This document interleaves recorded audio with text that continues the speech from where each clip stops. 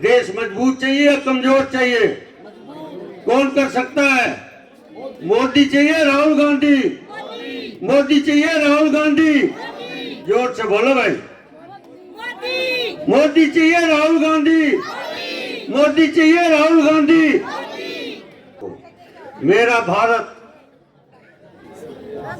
जो 2014 से पहले आपने इस देश में सत्ता में बैठे थे और 2019 में आपने यहां से मेरा भारतीय जनता पार्टी का कमल का फूल मेंबर ऑफ पार्लियामेंट बनाया था। देश की आजादी के बाद प्राइम मिनिस्टर उस समय के पंडित जवाहरलाल नेहरू ने एक गलती की थी। एक देश में दो निशान, एक देश में दो प्रधान, एक देश में दो झंडे, जिसकी वजह से 73 साल देश ने भुगता। हमारा इस बलम गांव का नौजवान देश की रक्षा के लिए जाता है, आतंकवादियों की गोली से मारा जाता है, शहीद हो जाता है।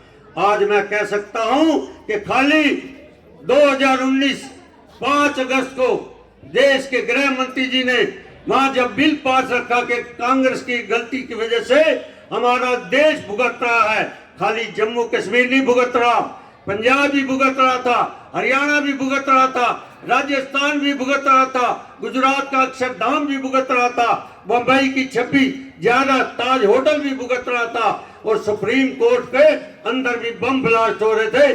पूरे देश के अंदर बम ब्लास्ट थे। इसलिए देश के गृह मंत्री जी ने 2019 के 5 अगस्त को जो 370 धारा 35 से हटाने के लिए प्रस्ताव रखा, वो प्रस्ताव पास हुआ। आज मैं कह सकता हूं कि आतंकवादी खत्म हो गए हैं, पाकिस्तान अलग थलग पड़ गया है। आज जो कश्मीरी पंडित हिंदू वहां से निकल कर गए थे, वो वापसी आज कश्मीर में दोबारा जा सकते हैं और आपके गांव के लोग भी जाकर खेती के लिए, फल उगाने के लिए, अपना व्यवसाय करने के लिए वहां पर आज जमीन ले सकता है। ये काम किया देश के गृह मंत्री जी ने और देश के प्रधानमंत्री ने। इसलिए मैं कहना चाहता हूं, अगर 2019 में यहां से कमल का फूल ना होता, कांग्रेस का एमपी होता, वो 370 धारा 35 के पक्ष में वोट देता का कांग्रेस का? नहीं देता। इसलिए देश के हमारे यहाँ से मेंबर ऑफ पार्लियामेंट जो यहाँ से जीत कर गए, 370 धारा 35 से हटाने के लिए उन्होंने वोट डाला।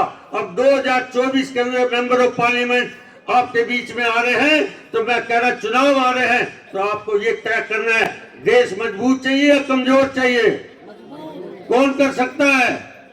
मोदी चाहिए राहुल गांधी? मोदी चाहिए राहुल गांधी?